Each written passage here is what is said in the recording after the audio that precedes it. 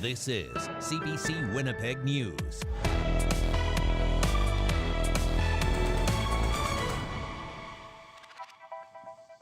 Good evening and thank you for joining us tonight. Brittany is away. Thousands of Manitoba students are missing school because of chronic absenteeism. That is according to recent numbers tabled this week in the Manitoba legislature. It is raising concern among advocates and parents and has school leaders looking for solutions. The CBC's Josh Crabb reports. Shanice Wavy and Avery Spence walk with their youngest from their child's school. They say attendance isn't a problem for their 7-year-old daughter who loves going to grade 2. I do tell her, like, school is fun. It's good to be around friends and have fun instead of being at home all the time. But across Manitoba, there's a big problem with kids regularly missing class. New numbers show more than 15,000 students across the province were considered to be chronically absent. There's a lot of extenuating circumstances as to why children would be missing school.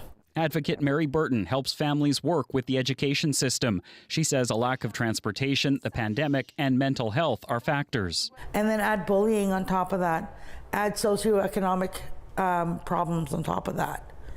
It's going to be very hard for a child to find the strength to get up and go to school every day.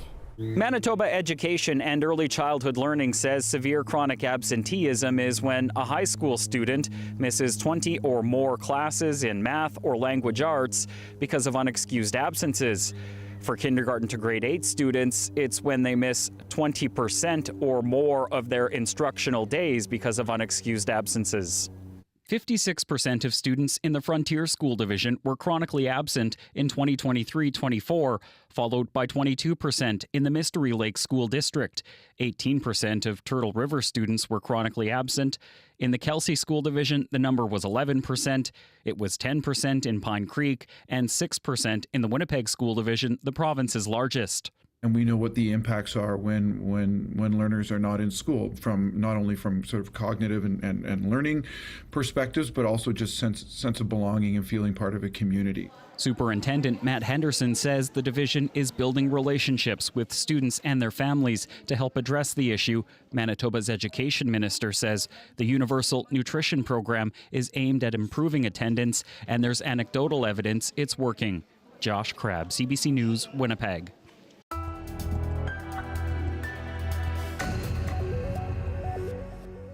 We have an update on a CBC I-Team investigation we brought you yesterday, which revealed 2 people died following plasma donations in Winnipeg. The Manitoba government now says it is considering banning paid plasma clinics. Health Canada says Grifols in Winnipeg reported 2 different fatal adverse reactions. The Spanish company pays around $30 to $100 for plasma donations.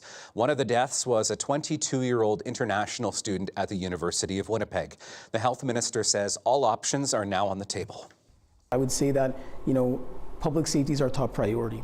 And so the option of, banning paid plasma in Manitoba is an option that is on the table, but it's something that we won't do, or we won't take, any steps until we have the full investigation completed and the results of that in front of us.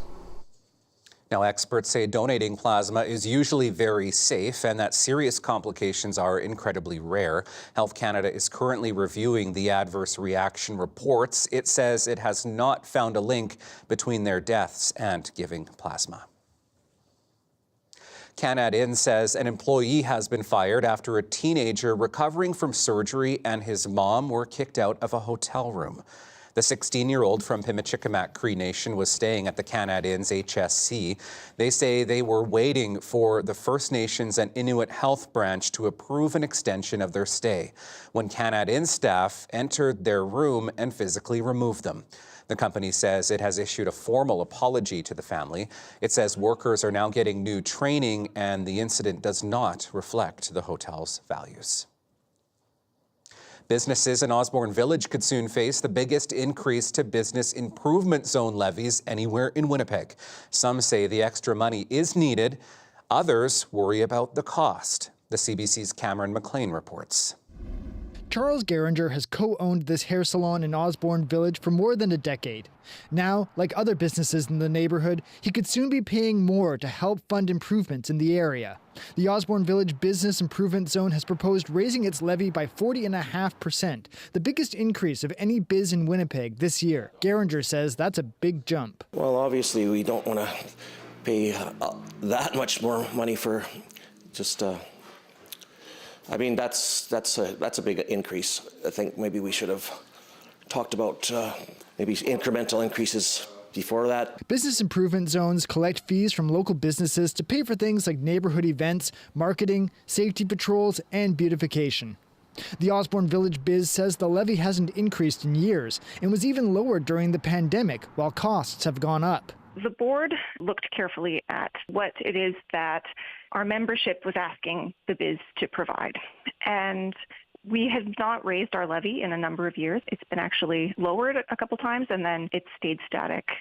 At 40.5%, the increase to the Osborne Village Biz levy is more than twice as big as the next highest increase, 13.8% in Norwood Grove. The Biz says the extra funding would help pay for safety ambassadors, neighborhood improvements, and events like the Village Music Fest. People have really responded well to us having our safety ambassadors in the area, and it's something that we hope to continue. And then the other big piece that we were hearing from our membership was that they really wanted an investment in the beautification of Osborne Village. The increase is expected to bring in an extra $60,000 for the Osborne Village Biz. Even with the increase, the Biz says the cost for many small businesses could be modest, depending on their rent. Still, Geringer says every added cost matters. I mean, everything's more expensive now, so that's just another additional cost. The changes to the levies in all business improvement zones, including here in Osborne Village, need council approval. But first, they'll go before the Executive Policy Committee next Tuesday for debate. Cameron McLean, CBC News, Winnipeg.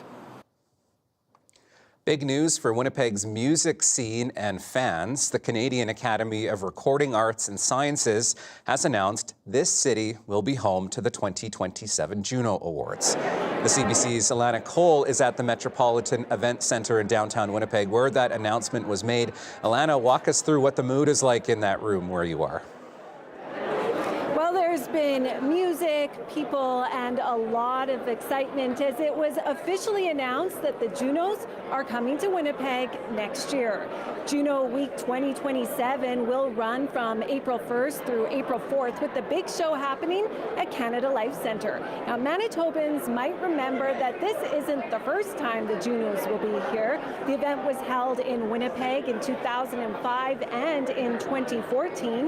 Now, one of the things we heard about tonight was the impact this could have on the city.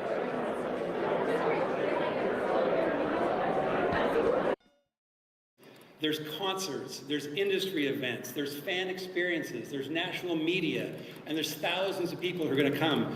They're going to fill up your hotels, the restaurants and bars are going to be having long hours, local production crews, drivers, and caterers, they're all going to be hired. Venues across the city, they're going to be doing showcases and late night events, all there to help drive your nighttime economy. Manitoba Premier Wab Kinew also spoke at the announcement. He says the province is kicking in $1.5 million for the awards. So thank you so much for choosing Winnipeg to be the host for an amazing celebration of music. It's going to be so hype. So if you're wondering who the host will be, who the performers will be, well, that hasn't been announced. More details are expected in the fall. And for those interested in watching this year's Junos, well, they're happening in Hamilton later this month. Riley. Thank you. The CBC's Alana Cole. All right, let's shift gears and get a first check on our weather forecast now. And for that, let's bring in CBC meteorologist Colette Kennedy on a day where it's maybe not the best to be out on the highways.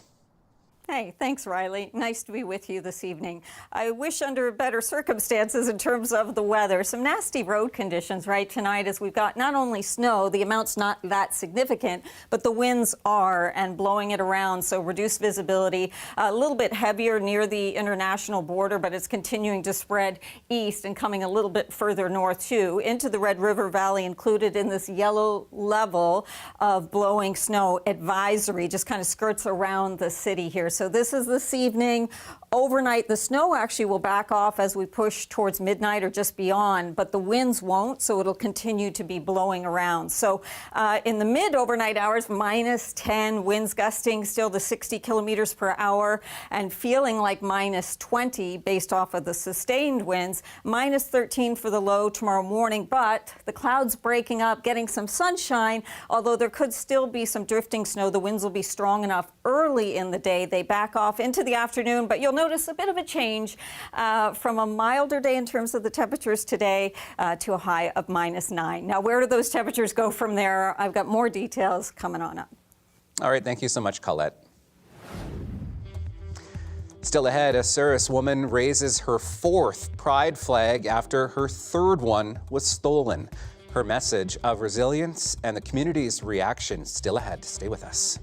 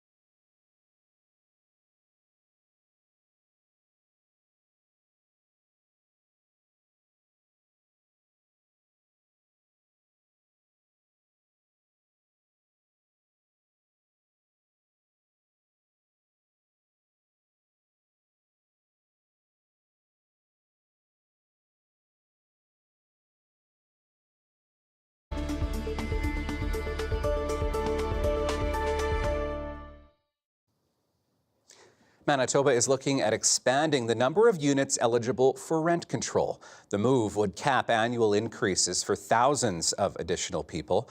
The CBC's Ian Fraze joins us from the newsroom with more. Ian, what does the government have in mind? Well, right now, Riley, the province caps annual rent increases, but you're ineligible if your rent exceeds $1,670 a month. Their landlords can charge whatever. But the province is looking to raise that threshold to $2,000 on buildings 20 years or older, potentially saving thousands of people money on their rent. The province also wants to limit how much of the cost of capital projects a landlord can pass along to their tenants. Consultations are underway online. Meanwhile, the government introduced a number of bills Thursday, in one, Manitoba Hydro would charge a levy on the electricity used by cryptocurrency operations and other large data centers. That levy could double their electricity bills. Meanwhile, the opposition Tories, Ian, are laying some of the groundwork for an election. Now, the next vote isn't scheduled until next October, but Ian, the PCs have announced what could be an election plank. What is it? Right, that would be doubling the basic personal exemption amount. Right now, nobody in Manitoba pays provincial income tax on the first $15,780 they earn every year. The Tories want to raise that to $30,000, the highest in Canada. The PCs say a family earning $60,000 a year will save around $3,000. The NDP criticized the idea, saying it's the richest who'll benefit the most. While PC leader Abby Khan says this will actually make a difference. This is the election platform we're going to be running on because we've heard over and over again from Manitobans that they are struggling to pay their bills. This is a real affordability measure, not 2 cents a litre. And again, the Premier stands up today and acts like 2 cents a litre is the greatest savings in the universe. You know what's better than that? Saving $3,000 for a family. The PCs did not say Thursday how much this would cost the province. Now, as recently as a week and a half ago, Premier Wabkanu denying that he's thinking of an early election, saying he's not. But the PCs say they're getting ready just in case. Riley. All right, thank you. The CBC's Ian Fraze in the newsroom. A Souris woman has a message of resilience tonight after a pride flag was torn from her home for the third time. And as the CBC's Chelsea Kemp shows us, some people in Souris say the incident doesn't reflect the town's true colors. Okay. Karen Kempe and her husband raised another pride flag outside their home in Souris. That's because someone tore it down. It's the third time it's happened. She says it left her feeling frustrated and disappointed. And I wouldn't say that I'm afraid, but it is the recognition that somebody has invaded my privacy, my property, that feeling of disrespect. Signs of support for the 2S LGBTQ+ community decorate Kempe's home. Signs, says Pauline Emerson-Freeb of the Manitoba Pride Alliance, are important, especially in rural communities. She's seen other flags stolen too, and backlash to a planned celebration in Winkler. She says these kinds of incidents are exactly why visibility matters. An important play of the community at large. And if you get one person that puts up that pride flag, it's so much easier to get that second person to put up that pride flag. And then that third person to put up that pride flag. The theft of Kempe's flag comes after someone poured paint on the Souris Pride crosswalk last fall. Souris Mayor Dwayne Davison says the vandalism doesn't represent the community. I'm saddened by the fact it kind of stains our image. We're a community of almost 2,000 people, and I would suggest there's a very, very small handful of people that are acting out like this. For now, Kempe says she's focused on fostering conversations to help bridge divides. As for her stolen flag, it wasn't long before someone donated a replacement. The message this time? The important thing is to be kind to everyone, right? And if we can be kind, then love will win. In June, Victoria Park will be home to Souris Pride, and Kempe is looking forward to the celebration. She hopes it will show that the town is a safe and welcoming space for everyone. Chelsea Kemp, CBC News, Souris. Renovations are expected to begin soon on a new mothering center in Winnipeg. The province is giving Blue Thunderbird Family Centre $2.5 million for the future Mino-Awayak-Ikwayak Mothering Centre. It will give mothers a place to nurture their babies while accessing supports rooted in traditional knowledge. It is part of efforts to break the cycle of Indigenous children winding up in the child welfare system. New moms will be able to stay there for up to 6 months. Here, babies will thrive, and mothers will be supported through long nights, shared meals, laughter, ceremony, and new beginnings. Here, ready? Mothers and their babies will have access to aunties, kukums, and other cultural supports during their stay. The facility is expected to open as early as this summer.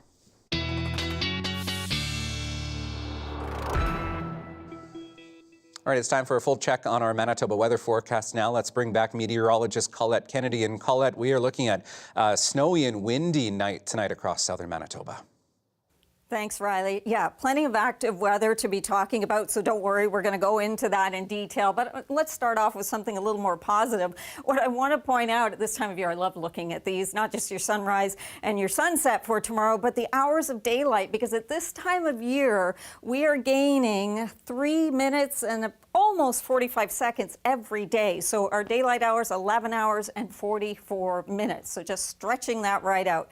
All right, in terms of the afternoon temperatures, well, they came up, certainly not as bitterly cold as it was yesterday. We had that reading come right up to freezing, but now we have to deal with this system, a pretty potent system. The heart of it is south of the border, but the winds, we know, really strong as these are coming through, and so we have a yellow level blowing snow advisory for this evening, tonight, and into early tomorrow, and then things really will be subsiding as the winds start to back off for us. But you can see how it really is hugging that international border, just stretching across kind of the southern tier of the province. Now, the snowfall totals, in general, we're looking at 2 to 4 centimeters. It's not the amount of snow, it's how visibility will be reduced because it will be blowing around. Closer to the border, Winkler, yeah, you could see there could be enhanced amounts there going more towards the 4 to 6 or 4 to 8 centimeters of snowfall coming on through, but it does ease up after midnight, although the winds won't, so it still will be blowing around. Now, what is good in here is that after that moves through, although we'll have some winds to deal with from time to time, high pressure to the north is really going to take over. Now, the actual center of that high is going to move around over the next few days, but in general, we're talking about the fact that our weather won't be on the active side other than what we're having to deal with this system going through tonight. So look out for those strong winds, those ease, like I say, tomorrow later in the day. So after a low of -13 and a cold wind chill in the morning, we'll have some sunshine. The winds will start to drop back, a high near -9, maybe even -8. However, we will have more clouds starting to build in as the day wears on. And as for our temperatures looking through, a normal height this time of year is -2. What's going on? Well, it's going to be cold for the next several days. But again, that's sometimes that trade-off, right? You get the sunshine and the reduction in the active weather, but we get the cold air in place too, right, Riley? The weather update is brought to you by Paul Davis Property Restoration Experts. When things go wrong, we do what's right. Okay, so maybe a bit of a cooler weekend coming up, but you know what? The sun will be nice. It'll be great weather to get out and get on the trails like these folks did. Stay with us. We are back with more right after the break.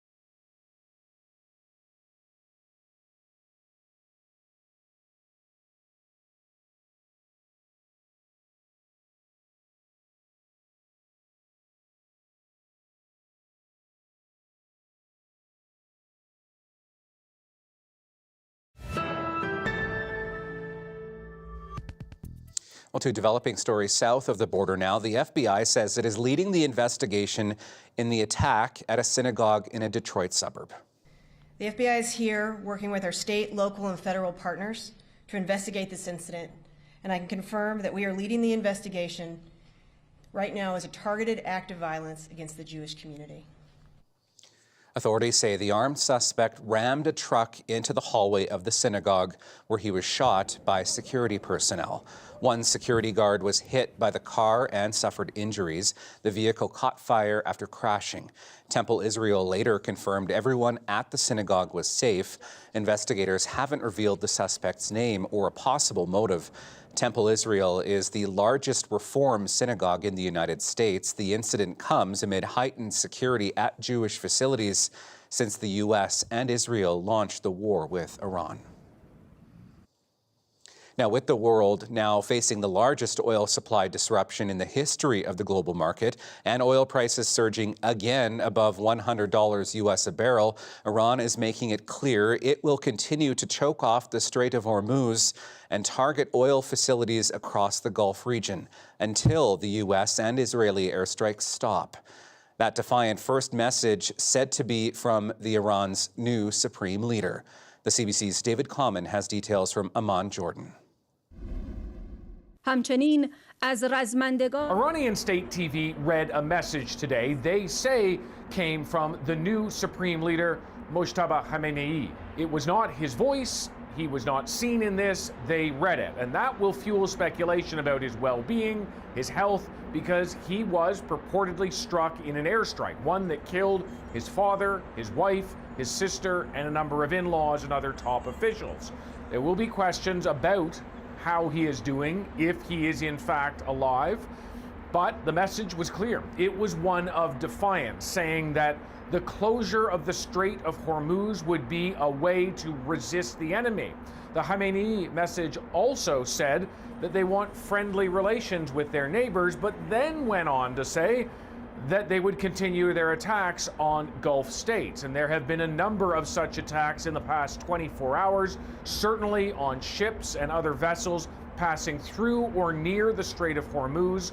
One, an oil tanker, burst into flames after Iran says it drove a boat drone filled with explosives into the tanker, forcing it to be evacuated. Two other vessels also hit, and more could still be after more than 13 vessels have been struck since the start of this conflict. Oil depots in both Bahrain and Oman also targeted by Iranian drones. All of this an attempt to put pressure on the Trump administration because this is a sensitive point for them.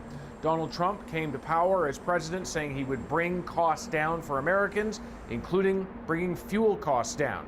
This is doing the opposite, with fuel unable to flow at the same levels out of the Middle East, particularly those Gulf countries, and particularly through the Strait of Hormuz. There are questions about how much longer this war will last. David Common, CBC News, Amman, Jordan.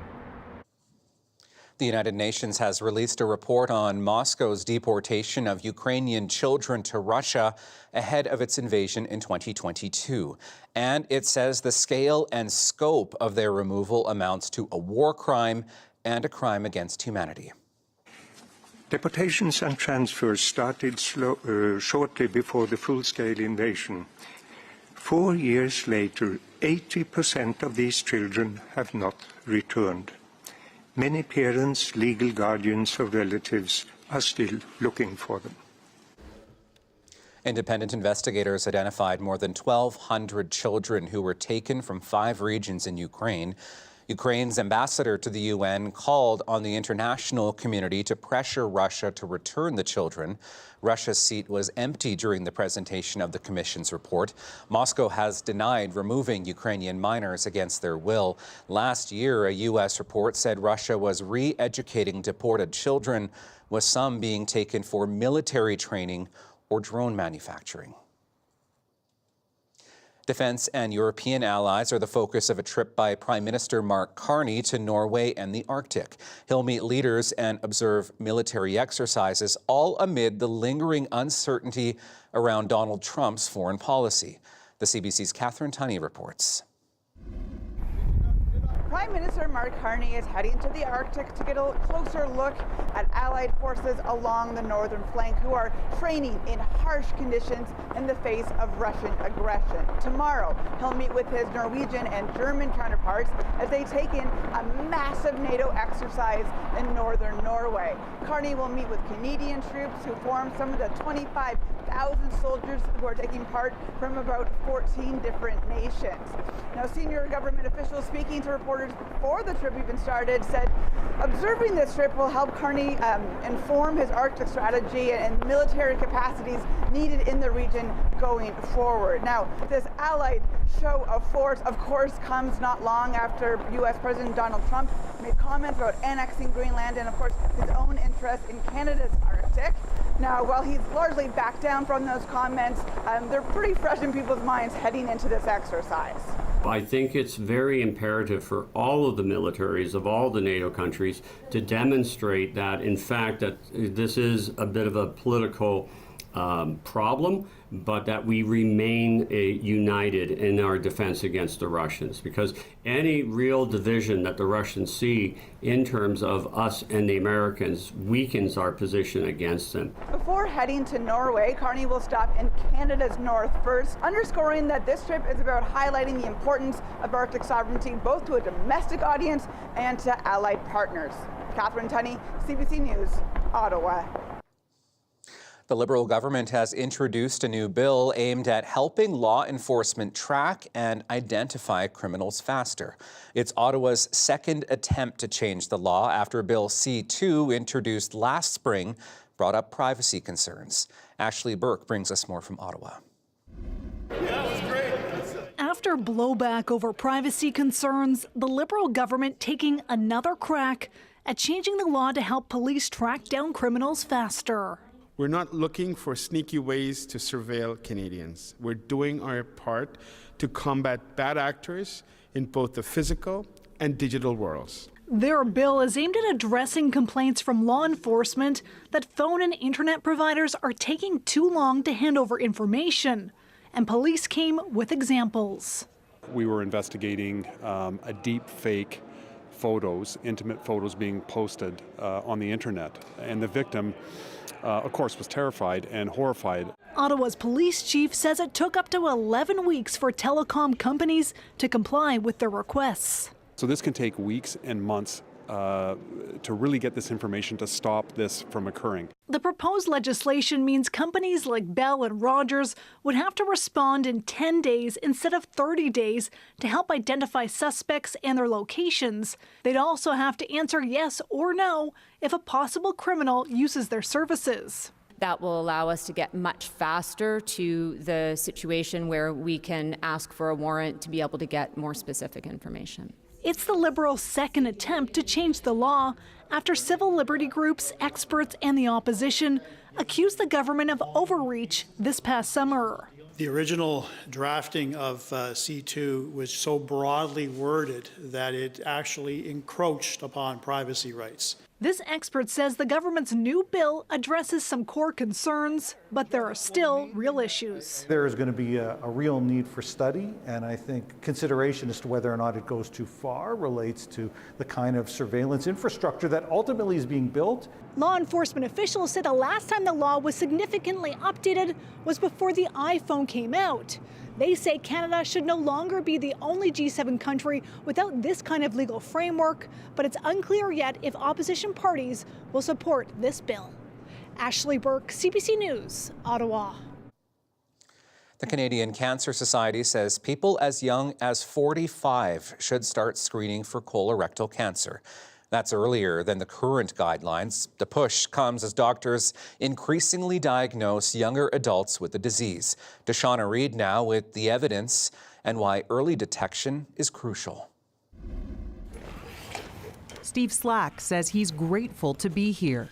In 2018, he was diagnosed with food sensitivities after abdominal pain and changes to his bowel habits. 3 years later, things got worse. That was just the beginning of a pretty long and difficult journey. After seeing blood in his stool, his doctor ordered a colonoscopy. He recalls receiving the results. Steve, I found a very large cancer tumor in your colon, and you need emergency surgery.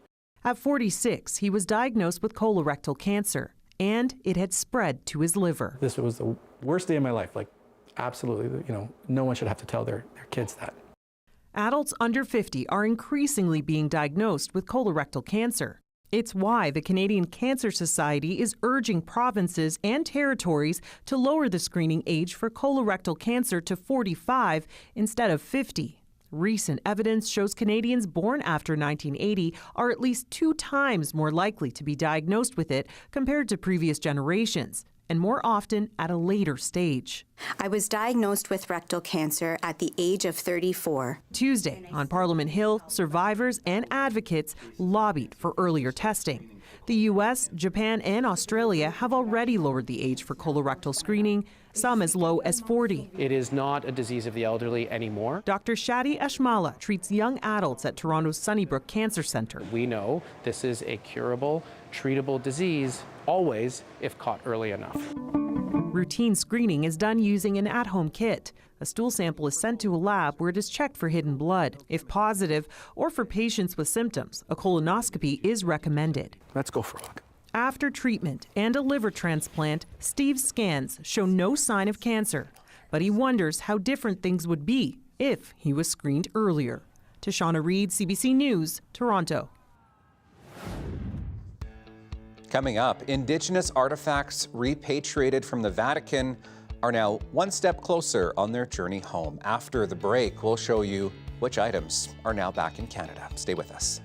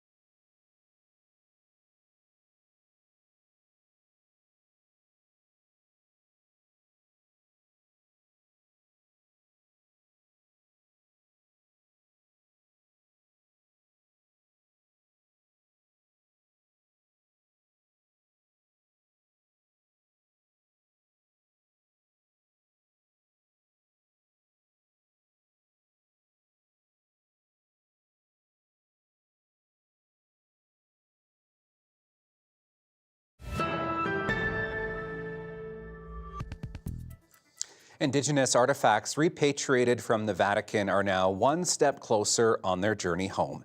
The items were unveiled this week at the Canadian Museum of History. Joseph Tunney brings us this look.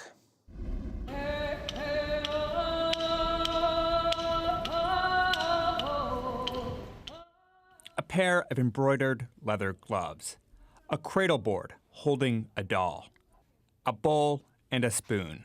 The uncrating of these Indigenous items was years in the making. It follows a meeting with Pope Francis back in 2022 and a private viewing by Indigenous leaders of items held by the Church. During her opening prayer, Elder Claudette Commanda explained that they are more than just objects. And we acknowledge our ancestors and our ancestors, as well as all those spirits that have returned home. They are happy, and we feel their presence. After a smudging, Indigenous leaders from around the country walked in a procession around the items, taking in the moment's importance. 5 items were shown today. The Assembly of First Nations says others are being kept private until their community of origin can be identified. National Chief Cindy Woodhouse-Nepenak says there's still work that remains. And there are many that are unknown, so we do look to our experts. We look to we have our own oral history too, right? But we also have experts, and we need to make sure that we're all working together, which AFN is pulling together, as we, has been working on that already. But it's going to be item by item by item, and it's a long process. The National Chief says she's been invited for a private audience with Pope Leo XIV in April, and plans to continue the conversation of repatriation at that time. Joseph Tunney, CBC News, Ottawa.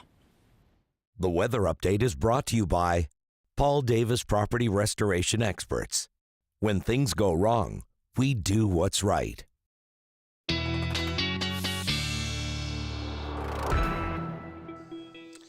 All right, time for another check on our forecast. I was just taking a quick peek at Manitoba 511. Many highways in southwestern Manitoba and south of the Trans-Canada reported as partly to snow-covered as we head into the evening. Colette is tracking some of that active weather for us. Thanks, Riley. Yeah, just not a great night for travel. Things will improve tomorrow, but the winds, they're going to be strong right on through to the morning hours, and then they'll be easing as we head to the afternoon, plus some of the snowfall that we're dealing with too. So the jet pretty amplified here. There's that upper level support really helping to drive the winds that we're experiencing at the surface. Yellow level blowing snow advisory. It's not so much the snowfall amount, so that 2 to 4 centimeters closer to the border, the international border, it's maybe more like 4 to 8 centimeters in there, Winkler and places like that, or you could get a little bit higher. It has more to do with the fact that the winds are blowing the snow around, and so we have the reduced visibility. So right on through tonight, the snow itself probably winding down here just after midnight or so, and then we get the winds to ease after the lunch hour tomorrow. So you can see where the core is still stateside, but getting that little bit of snow, just enough to make a difference and having an impact for basically the southern tier of the province. So that trough keeps passing eastward. Behind it, we do carve out sunshine for a good part of tomorrow. Later in the day, this is for the Red River Valley into the Interlakes region, we'll get increasing cloudiness. Prior to that, you are going to have more cloud cover to the west, and also a few flurries coming on in late day. The center of that ridge of high pressure does move around a little bit over the next few days, but other than what we're dealing with tonight, really it's just about the cold temperatures and cold wind chills, and the active weather does back off for a few days thanks to that high pressure kind of taking over. But at this time of year, that often leads to very cold temperatures, and yeah, that's what we're getting. So something to warm your heart here a little bit. How about Bandit? She's sitting here just having a blast in the sun. Okay, the sun and the snow, but look right back here. I want you to see behind that fence all those buffaloes. So Drenna says that she didn't seem to mind them and everything was just fine there, and she's just chilling. Well, you'll be chilling early tomorrow morning. Those wind chills making it feel like -20 to -25 with the temperature at -13, so make sure the pooches are covered up and warmed up as they need to be. Then with some increasing cloudiness in the afternoon, the winds do back off, but cooler than today for sure, Riley, with a high of -9. For sure, the pooches and the people. Thanks, Colette. Bright car headlights are an annoyance for many drivers, but are they dangerous? Nearly 1,500 Canadians have signed a House of Commons petition to, quote, modernize the federal regulations governing motor vehicle headlights. 174 Manitobans have signed so far. Marcy Marcusa spoke with a vehicle lighting researcher about some of the issues. I think a lot of the time when people say, oh, that car has its brights on, probably they actually have their low beams on, not their high beams. Low beams have been, over the years, they've been growing wider and brighter and bluer. And the lights themselves have been growing smaller and smaller and smaller. And all of those things make them a lot more glaring. And where is the glare affecting people the worst? Is it when you're coming like on a 2-lane coming at someone or behind you, or does it make a difference? It's both. Because the other thing is, we've got, in the past, decades ago, most of us just drove sort of sedans. Maybe a few minivans. Now you have a mix of low cars, Honda Civics and that sort of thing, and great big trucks and SUVs. And trucks have been growing larger and larger. So you have a lot more difference between high-mounted headlamps and low-mounted headlamps. Excuse me, low-mounted mirrors and low driver eye positions. So it's much more possible these days that if you're in a low car, you can get an SUV behind you or a pickup truck coming at you, and your eyes or your mirrors are right at its headlamp height, and you're really going to get zapped very hard. Now, the solution, the workaround has been that you press your mirror and it kind of comes down and it gives you a little bit of it helps you, right? It shields it a little bit for you. But that doesn't seem to work as consistently anymore. Is it because of that eye line you're talking about? Yeah, there's really only so much that those anti-glare mirrors can do. They can reduce the amount of glare, but if you're starting with a giant whack load more glare than you used to, even the reduced amount can still be distracting. Plus, it doesn't do anything for your outside mirrors, which can zap you, and so you wind up shifting those out of position, and that creates a danger because now you can't see what's around you. You can't use the mirrors for what they're for. What else stood out from you when you heard those drivers from Winnipeg talking about lights, and also when you hear from other drivers about the brightness of headlights right now? Well, those Winnipeg drivers mentioned one word again and again. It was distraction. I think that's a really important point. We know that distracted driving is unsafe. That's why we punish people. If a police officer sees you fiddling with your phone, even if you don't cause a crash, you're going to get a ticket because we know that distraction is unsafe. But apparently, that's only if the distraction is voluntary. If it's involuntary, if it's coming from headlight glare that you can't do anything about, I guess you're on your own. We aren't doing much about that. What's the impact on a driver's? You've alluded to safety and distraction, but what's the impact on vision? Well, that's a really important point because there are two kinds of glare. There's discomfort glare and disability glare, and they do pretty much what their names say. Discomfort glare is the kind that makes us go, ow, get those lights out of my eyes. And disability glare is the kind that objectively reduces our ability to see. And it sounds like, well, only up to a certain intensity, it's only discomfort glare, and then above this threshold, it's disability glare. But that's not actually how it works. Any amount of light, if you're even a little bit dark adapted, so if you're driving in something other than full sunlight, if you're driving after dark, any amount of light in your field of vision is going to degrade your vision a little bit, even the dashboard lights. But nobody goes, ow, hey, get my dashboard lights out of my eyes, they hurt. So you can have a lot of discomfort glare with no disability glare, and vice versa. But that's small comfort to drivers who are in the middle of piloting a couple of tons of steel at 100 kilometers an hour, and they feel like they're blinded.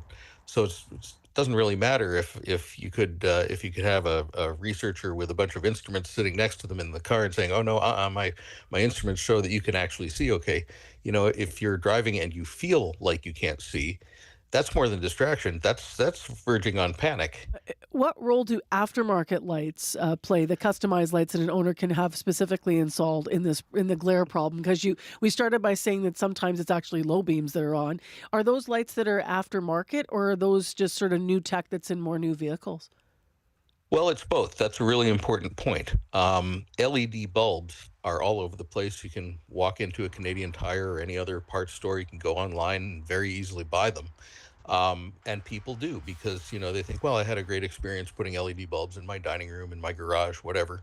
The problem is that in your dining room or your garage, All your light sources have to do is light up in a way that you find adequate and pleasant. That's all they have to do. Headlamps are optical instruments, so if you put in a kind of light source other than what they were designed for, so like an LED bulb instead of a halogen bulb, that's like putting on somebody else's eyeglasses. They might look great on your face, but the optics don't match.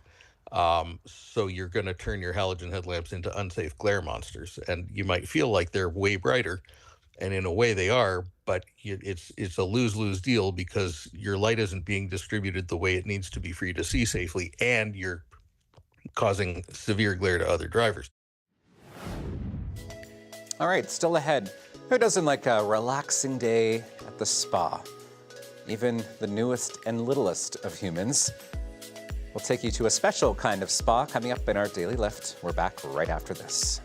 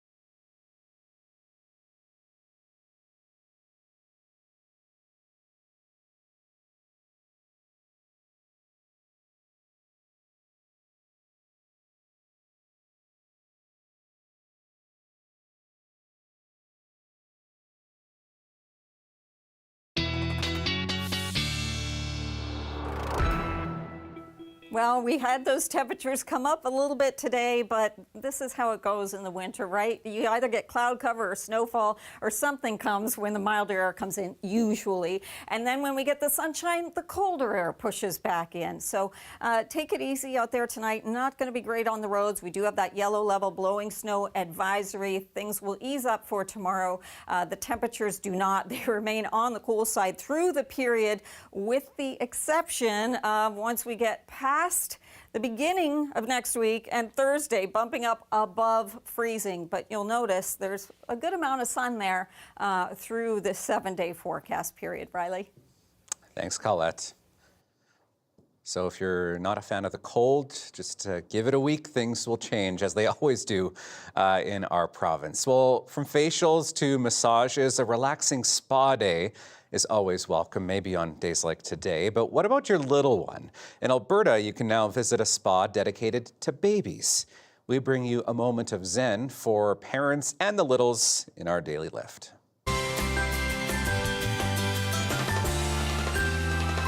It's a space designated for babies and mums or dads to come and pamper their little ones and enhance their bonding experience.